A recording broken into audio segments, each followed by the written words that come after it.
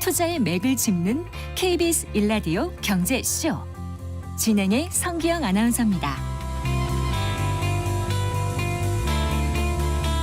정부와 서울시가 저출생 해법으로 도입한 필리핀 가사관리사가 다음 달이면 본격적으로 업무를 시작하게 됩니다. 하루 8시간 주 5일 일할 때 238만 원의 급여를 줘야 하는데 이 부담될 거라는 우려에도 750여 가구가 신청했다고 하네요. 비용인 만큼 이 신청 가구 중에 43%는 또 강남 3구에 있었다고 하네요. 임금부터 업무라든가 고용허가제 등 여러 가지 그 논란이 나오고 있는데요. 무엇보다 이게 그 저출생 문제 해법이 될 것인지 기대와 우려가 교차하고 있습니다. 관련 내용 오늘 자세히 짚어보겠습니다. 허준영 서강대학교 경제학부 교수 스튜디오에 모셨습니다. 반갑습니다. 네, 교수님. 안녕하세요. 안녕하세요. 지난주에 이제 입국했잖아요. 100명이죠. 네, 필리핀 맞습니다. 그 가사관리사가 화제였는데 이제 정부가 추진하는 외국인 가사관리사의 이제 시범 사업 이라는 거잖아요. 네, 맞습니다. 어떻게 이게 도입된 건지 언제부터 논의가 시작됐었죠? 이게 그 오세훈 서울시장이 예전에 싱가포르를 방문했을 때 이런 제도를 보고 조금 벤치마크를 하자라고 한 게 아마 시작이 됐던 것 같습니다. 네. 그래서 취지를 잘 보셔야 될 것 같습니다. 내국인들의 육아 부담이 지금 증가하는 상황이죠. 그리고 한편으로는 또 가사 도우미 종사자 수가 꾸준히 감소하는 중입니다. 그러면 상대적으로 저렴한 외국인 노동력을 들여와서 가정의 육아 부담을 좀 줄여주겠다는 취지이고요. 네. 벤치마크를 제가 아까 이제 싱가포르라고 말씀드렸잖아요. 싱가포르에서 실제로 저임금으로 육아 도우미를 고용하는 제도가 싱가포르 전 국민 중에 5가구 중에 1가구가 지금 이런 걸 이용하고 있다고 합니다. 네. 그래서 그런 측면에서 우리도 들여오자라는 거였고요. 한시적인 프로그램입니다. 그래서 네. 이거 6개월 동안 내년 2월까지 진행되는 프로그램이고요. 그리고 향후에 지금 이제 100분이 들어와 계신데 향후에 이것을 1,200명 이상으로 늘리겠다라는 게 이제 서울시와 고용노동부의 공통적인 입장입니다. 네. 일단 100명이잖아요. 네. 그럼 이제 들어와서 일단 현지 우리나라 적응 무슨 이런 교육도 좀 받아야 되지 않겠습니까? 네, 맞습니다. 그래서 일단은 검증이 좀 되신 분들이 오신 거고요. 첫째로 봤을 때는. 그래서 영어가 유창하고 한국어가 조금 일정 수준 가능한 인원들을 선발을 했고요. 네. 또 이런 부분 이분들은 육아 돌봄 자격증을 기본적으로 가지고 계신 24세에서 38세 분들, 여성분들이십니다. 네. 그리고 건강검진, 마약범죄 이력 등 다 이제 마친 상황인데 문제는 지금 이제 앵커님 말씀하신 대로 현지 적응 훈련 같은 것을 이제 해야 되잖아요. 네. 그래서 이런 교육들을 현재 받고 있는 상황이고 실제로 인력이 이제 가정에 들어가서 일을 하게 되는 것은 9월 달부터라고 생각하시면 될 것 같습니다. 네. 자, 아까 자격이 어떤지 좀 궁금해요. 어떤 사람들을 어떤 기준으로 선발을 한 건지. 네, 이분들은 기본적으로 방금 전에 말씀드린 대로 한국어 시험을 통과하신 분들이어야 돼요. 근데 그 한국어 시험이라는 게 생각보다는 아주 어려운 한국어 시험은 아니고요. 그래서 기본적인 한국어는 하실 수 있는 분인데 영어는 또 한편으로는 능통하신 분들이고요. 그리고 이 와중에 이런 분들 가운데서 건강검진 통과하시고 범죄 이력 없으시고 마약이나 관련된 이력 없으신 신원검진까지 다 되신 분들만 하셔야 됩니다. 네, 그렇군요. 아무래도 신원검증 이런 것도 다 마치고 하니까 좀 안심이 될 수 있을 것 같아요. 근데 우리나라 들어와서 현지 교육도 하지만 필리핀에서 미리 현지에서도 또 직업훈련원에서 교육을 받고 들어온 거라는 거죠. 네, 맞습니다. 네, 그래요. 근데 이제 가사관리사라는 게 좀 뭐라 그럴까요? 업무 영역이랄까 이런 게 좀 모호하다 그럴까요? 경계가 좀 불투명하다 그럴까요? 어디까지 이번에 들어오는 필리핀 가사관리사들이 일을 하는 건지 집안에서 그게 궁금해요. 네, 사실 집안에서 주부님들이 일하시다 보면 사실 어디까지가 이게 아이들을 위한 일이고 어디까지가 나머지 가족들을 위한 일인지가 잘 구분은 안 되시잖아요. 보면 필리핀 가사관리사가 부수적으로 육아와 관련된 일을 기본적으로 하고 나머지 가사 업무는 부수적으로 수행할 수 있다는 게 원칙적으로 지금 되어 있습니다. 근데 네. 지금 앵커께서 말씀해 주신 대로 부수 업무를 육아 관련된 부수 업무가 어디까지일지가 좀 모호하다라는 논란이 있습니다. 네. 그래서 그 필리핀 가사관리사 신청 앱인 대리주부라는 앱을 보면 이들이 할 수 있는 업무랑 할 수 없는 업무가 구체적으로 나열돼 있습니다. 대리주부가 우리가 이제 가사관리서 신청할 때 네, 쓰는 앱이었어요? 앱이죠. 아, 네, 그러면 거기에 보면 뭐 아이 돌봄 업무로는 분유 수유, 젖병 소독, 이유식 조리, 아이 목욕시키기, 아이 픽업, 낮잠 재우기까지는 할 수 있고요. 네. 근데 이제 제가 아까 말씀드린 대로 가족을 위한 일이랑 이게 완전히 갈라지는 나눌 수가 없잖아요. 가사관리사니까. 네, 네. 없잖아요. 그래서 다른 가사 업무도 일부는 가능합니다. 그래서 만약에 이게 시간을 4시간, 6시간, 8시간 전일제 이렇게 세 가지 스타일로 시간을 신청할 수 있거든요. 아, 네. 그러면 6시간 이상 서비스의 경우에는 일부 어른 옷 세탁이나 건조, 어른 식기 설거지, 단순 물 청소 위주의 욕실 청소, 뭐 아니면 청소기 마대 걸레 바닥 청소까지는 가능하고요. 그런데 네. 쓰레기 배출이나 어른을 위한 음식 조리, 손 걸레질, 수납 정리 등은 할 수 없게 여기에 나와 있습니다. 그리고 지금 말씀하신 이슈가 있기 때문에 가사관리사들의 업무 범위에 아이 돌봄뿐만 아니라 가족들을 위한 가사노동이 포함돼 갈등이 생길 수 있잖아요. 그럼 이런 우려가 있는 만큼 정부와 서울시에서는 향후 이제 민원 창구 같은 것도 운영하겠다. 그래서 제대로 운영될 수 있도록 한번 해보겠다라는 겁니다. 언뜻 가사관리사를 신청한 입장에서는 가사라고 하니까 집안일이 포함된다고 당연히 생각할 것 같은데 지금 이제 처음에 애초에 도입된 건 아이 돌봄이라고 하면은 아이 돌봄이 이렇게 되면 이제 아이만 집중하는 건데 네. 가사 관리사라는 이름이 있으니까 네. 가사를 어느 부분까지 해줘야 되는지 네. 아까 6시간 이상 서비스일 때 네. 어른 음식은 조리하진 않지만 네. 어른 식기 설거지는 할 수 있다 이런 네. 거고 네. 그럼 아이가 네. 아까 그 분유 수유라든가 네. 젖병 소독 이유식 조리는 네. 있는데 그럼 아주 어린 영유아 있는 집만 가는 게 아니라 네. 조금 큰 아이가 있는 데는 그 아이에 대한 음식은 해줘야 되는지 말아야 되는지 이런 것도 좀 애매한 것 같아요. 네, 맞습니다. 그래서 향후에 이게 제도 도입이 이제 처음 되는 거니까 사실은 지금 뭐 룰이 다 세팅됐다고 보시는 것보다는 네. 향후에 이제 조금 뭐 이런 룰을 정하는 방향으로 나아가는 것으로 보입니다. 네. 사실 쓰레기 배출이라든가 이런 거는 사실 집에서도 서로 하기 싫어가지고 보통은 남편들이 하시죠. 출근길에 가져가라 저도 막. 제가 하고 있습니다. 이렇게 하는데 네. 사실 가사관리사를 두면은 좀 편하게 하려면 네. 내가 좀 정리하고 네. 가사관리사가 버려주면 좋을 텐데 네. 이제 그렇지 않게 영역을 확실히 분리해 놓은 거잖아요. 그렇죠. 그러니까 엣지가 조금 네. 더 육아 쪽에 가 있는 것 같습니다. 아, 알겠습니다. 어쨌거나 나중에 그 업무 범위를 둘러싸고 약간 좀 갈등은 있을 것 같고 네, 추이를 그럴 것 봐가면서 좀 조정을 해야 네, 될 그럴 것 같습니다. 그런 여지가 네. 있어 보입니다.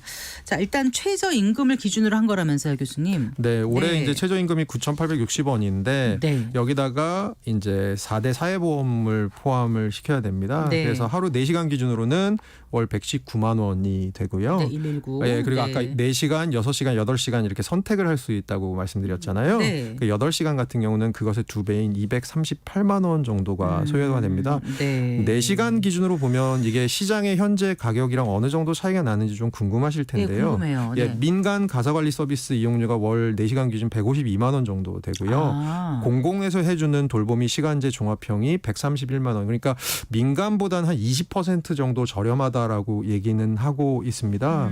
그런데 우리나라 그 1분기에 가구당 월 평균 소득을 조사해 봤더니 네. 월 평균 소득이 한 512만 2천 원 정도, 512만 원 정도 되더라고요. 네. 근데 아까 제가 이제 8시간 이용할 경우는 238만 원이라고 말씀드렸잖아요. 네. 그러니까 가구 월 평균 소득의 한 절반에 절반 정도가 가까워요. 그러니까 전일제로 8시간 이용하시려면 주 5일. 그리고 이런 좀 아직 사실은 제가 몇 분 조금 주부분들하고 얘기를 나눠 봤어요. 실제로 네. 아이들을 키우시는 얘기를 해 봤더니 조금 너무 비싼 게 아니냐. 그러니까 가격 측면에서 그렇게 큰 메리트가 있는 것 같지는 않다라는 이제 반응. 맞벌이 여성들 이제 이렇게 나와서 일하면서 네, 그렇죠. 내가 버는 거 다 그렇죠. 가사 도움 있게 드려야 돼 할 정도로 요즘 그렇죠. 많이 이제 임금이 많이 올라와서 네, 맞습니다. 이제 앞으로 그 저출생도 극복하고 돌봄 서비스를 확장하기 위해서 아까 싱가포르의 예를 예. 들어서 네, 맞습니다. 한 월 소득의 한 5분의 1 정도로 네. 지출을 하면은 네. 충분히 월 평균 아니야 월 소득 그러니까 5분의 1이 아니고 이용하고 있는 가구가 가구가 5분의 1 1이고 정도고. 월 평균 소득에는 싱가포르 기준으로는 10분의 1 정도입니다. 그래요. 그럼 네. 아주 굉장히 낮은 거잖아요. 네, 근데 맞습니다. 우리는 월 평균의 2분의 1 정도니까 네, 맞습니다. 이건 애초에 우리가 생각했던 모델하고 좀 많이 다르고 네. 생각보다 부담이 크다는 생각이 부담이 들어요. 생각보다 크다는 네. 게 지금 나오는 반응들인 것 같습니다. 그런데다가 지금 이제 올 기준이 9,860원인 거잖아요. 네, 맞습니다. 근데 내년에는 시간당 최저임금이 올라서 10,000원이 넘었지 않습니까? 네, 30원, 30원이 됩니다. 어쨌거나 조금 붙으면 더 이제 금액이 커지지 않겠습니까? 맞습니다. 그래요. 네. 그런데 비쌌다고는 하지만 그래도 이번에 외국인 가사관리사 시범 사업에 신청 가구들이 꽤 됐다면서요. 예, 총 최종 신청 이제 선정된 가구가 157개 가구인데요. 네. 신청을 한 750가구 했고 네. 이 중에 뭐 조금 중복 신청이나 이런 걸 제외하면 실제 경쟁률은 한 4.7대 1 정도 되는 것 같습니다. 그러니까 네. 생각보다 경쟁률이 굉장히 좀 뭐 낮지는 않은 편이었고요. 네. 서울 시내에서 봤을 때 지역별로 조금 재미있는 통계가 나온 거는 10가정 중에 이제 선정된 10가정 중에 4가정은 서울의 서초, 강남, 송파, 강동에서 나왔다라는 네. 거고요. 상대적으로 이제 다른 지역들은 이것보다는 좀 적은, 그래서 아무래도 강남권이나 이 서울 동남권 중심으로 좀 많이 이런 신청을 했구나, 그리고 그 결과 선정이 됐구나, 그런 네. 생각을 하실 수 있을 것 같고요. 네. 그리고 자녀의 연령대 좀 궁금하실 것 같아요. 예. 이 선정된 157개 가정 중에 145개 가정, 거의 대부분이 7세 이하의 자녀를 둔 그런 가정들이었고요. 네. 그리고 2자녀 이상 다자녀 가정이 전체 한 67%, 그래서 가장 많았고요. 자녀가 없는 임산부도 3가정, 그래서 한 2% 정도 있었습니다. 일단 한부모 맞벌이 뭐 다자녀 임신부를 우선해서 선정한다고 맞습니다. 했는데 네. 그 기준으로 한 거고요. 네, 맞습니다. 그리고 연령은 7세 이하가 제일 많았다는 네, 말씀이신 맞습니다. 거죠. 네. 일단 6개월을 신청을 하는 건가요, 이번에는요? 네, 맞습니다. 그리고 그 신청 이용 기간도 신청에 할 때 다 설정을 할 수 있거든요. 네. 근데 대부분의 가정에서 이용 기간을 거의 6개월 꽉 채우는 방향으로 신청을 한 것으로 나타났습니다. 그러면은 4시간, 6시간, 8시간 중에서 어느 걸 제일 많이 선택했는지 혹시 나왔습니까? 일일 이용 시간은 4시간이 가장 많이 나왔고요. 전체 네. 한 60% 정도가 4시간을 이용했고요. 네. 그다음은 6시간, 그다음은 8시간, 그렇게 그럼 신청. 시간은 네. 4시간, 6시간, 8시간은 네. 오전, 오후로 꼭 나누는 게 아니라 서로 네. 맞춰가지고 하는 네, 거죠? 그럴 수 있고요. 그리고 한 분이 그러면 오전에 4시간 하시면 또 한 가사관리사가 여기서 4시간, 단 데서 또 오후에 4시간 이렇게 할 수도 있는 할 그런 수도 있고. 그런 시스템입니다. 네. 그래요. 네. 네. 어쨌거나 그 흥미로운 게 아까 그 10가정 중 4가정이 이제 뭐 그 서초, 강남, 송파, 네, 강동인 네. 이른바 이제 동남권 네, 쪽이니까 맞습니다. 네. 아무래도 좀 가사 관리 비용이 높으니까 맞습니다. 조금 소득이 높은 쪽에서 좀 더 신청을 많이 한 게 아닌가 싶기도 하고요. 네, 맞습니다. 네. 뭐 기사들도 그런 식으로 분석을 많이 하고 있습니다. 네. 자, 그 이제 다른 나라하고 좀 비교해 봤으면 좋겠어요. 우리보다 먼저 실시한 데가 이제 싱가포르하고 또 어디 있어요? 네, 홍콩이 있고요. 네. 대만도 있습니다. 네. 근데 이제 제가 아까 싱가포르 얘기는 잠깐 말씀을 드렸는데요. 네. 1970년대부터 이 제도가 시작이 아주 됐고요. 일찍 시작됐군요. 네, 그래서 현재로는 아까 말씀드린 것처럼 전체 한 20% 정도의 가정이 외국인 네. 가사 도우미를 고용하고 있어서 굉장히 네. 제도가 일반화돼 있다고 볼 수 있습니다. 네. 근데 이제 싱가포르 같은 경우는 이 가사 도우미들의 임금 수준이 한 40에서 60만 원 정도이거든요. 네. 우리나라 지금 아까 뭐라고 말씀드렸죠. 8시간 사용하시면 200만 원이 훨씬 넘습니다. 네. 훨씬 낮죠. 그럴 수 있는 이유 중에 하나가 최저임금 제도가 없습니다. 싱가포르는. 네, 네. 최저임금 제도가 없고요. 또 다른 예가 이제 홍콩인데요. 홍콩 같은 경우는 요 가사 관리사들에게 외국인은 최저임금 적용을 제외를 시켜서 원래 싱가포르 내부인에게는 있는 최저임금을 적용을 안 합니다. 그리고 법으로 한 달에 싱가포르요 아니면 어디요? 홍콩이요. 홍콩이요. 예, 네, 예. 죄송합니다. 그래서 한 달에 최소 77만 원 이상만 주면 되게 이렇게 법이 되어 있습니다. 그래서 우리나라에 비하면 전반적으로 이 가사 도우미에 대한 비용 자체는 조금 낮은 편이고요. 네. 그리고 뭐 홍콩이나 싱가포르 그리고 대만 같은 나라들은 어쨌든 간에 최근 들어서 이런 가사 도우미 제도들을 조금 확대하고 있는 그런 경향이 있고요. 네. 그리고 대만도 이 가사 노동자들에게는 다른 임금 체제, 그러니까 내국인과는 다른 임금 체계를 적용하고 있습니다. 네. 그래서 우리도 이렇게 급여의 한 10분의 1 수준으로 하면은 많은 사람들이 신청을 할 거고 굉장히 그 가사에 대한 부담, 아이 돌봄에 대한 부담을 덜 거고 그러다 보면 경력 단절도 덜 생기고 또 출생을 더 할 수 있는 그런 여건이 만들어지지 않을까 이런 생각이 드는데 그게 지금 쉽지 않은 것 같아요. 그러니까 그 최저임금 이하로 적용하는 방안을 필리핀 가사 관리사에 한정해서 그걸 이제 서울시가 정부와 협의 중이라고 하는데 이게 여러 가지로 좀 어려운 면이 있는 거죠 지금. 네, 쉽게 생각하시면 이렇습니다. 이게 두 개의 기관이 지금 같이 하고 있는 건데요. 서울시랑 고용노동부가 같이 하고 있는 건데요. 입장이 다릅니다. 서울시 같은 경우는 비용을 낮추는 것이 중요하다고 생각을 하기 때문에 네.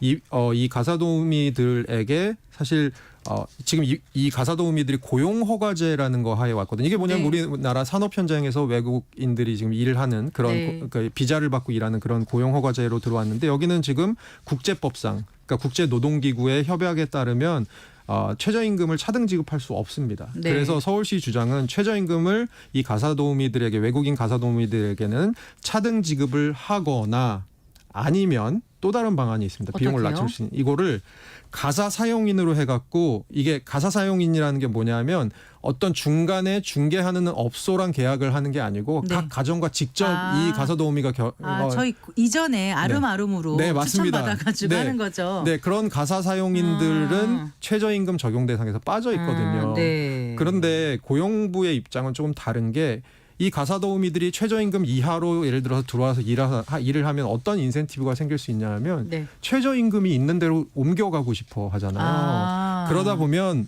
외국인 근로자가 입국 후에 다른 네. 일자리를 찾는 등 불법 체류 관련된 이슈들이 조금 있을 수 있습니다. 네. 그리고 올해 최저임금위원회라고 최저임금 정하는 정부 기구 있잖아요. 네네. 여기서도 업종별로 좀 차등 적용하자는 논의가 있었는데 이게 진통 끝에 무산됐었거든요. 그러니까 이게 네. 차등 적용 이슈가 그렇게 쉬운 이슈가 아니다. 그러면 차등 적용도 힘들고 가사 사용인으로 지정해서 최저임금 적용 대상에서 빼는 것도 그렇게 쉽지 않다. 네, 그렇다면 그렇다면 결국은 지금과 같은 비용 구조가 당분간은 갈 수밖에 없다라고 볼 수 있는 거죠.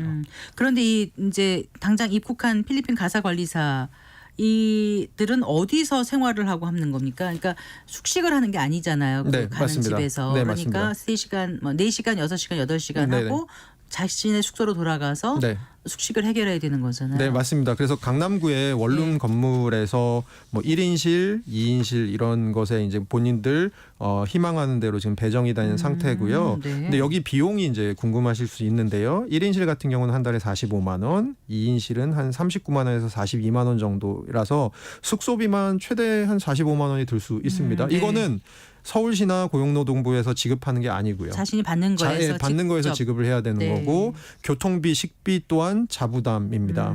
그러면 네. 이제 최저 시급 1,860원 기준으로 맥시멈으로 한 달 근로를 하면 월급이 한 206만 원 정도가 나올 수 있는데요. 네. 그럼 이 중에 이제 교통비, 식비 거기다가 숙식비, 숙소비까지 제하고 나면 이 각자 가사도우미에게 돌아갈 수 있는 돈이 한 80에서 100만 원 정도가 될 것으로 보입니다. 네.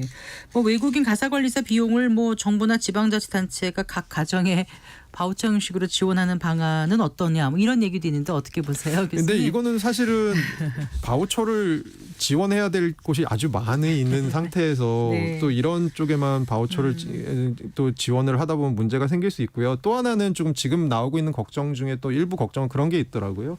이분들이 그러니까 이 가사관리사들이 결국은 필리핀에서 온 사람들이기 때문에 전반적으로 영어가 굉장히 잘 됩니다. 네. 그래서 오히려 육아나 이런 가사관리 쪽보다는 영어를 오히려 아이들을 좀 저렴한 영어 유치원 보내는 대신 이런 쪽으로 또 할 수 있다라는 얘기들이 나오고 있거든요. 네. 그럼 여기다가 바우처를 또 지원을 하게 되면 결국은 시장가를 올리는 역할을 할 수가 있습니다. 그럼 그런 측면에서는 조금 바람직하지 않은 정책으로 그럼 봅니다. 애초에 도입 취지하고는 지금 다르게 좀 흘러갈 수도 있는 거 아니겠습니까? 그러니까 그런 영어 교육의 목적이라면. 네, 그런 측면에서 좀 우려도 한편으로 있는 상황입니다. 네.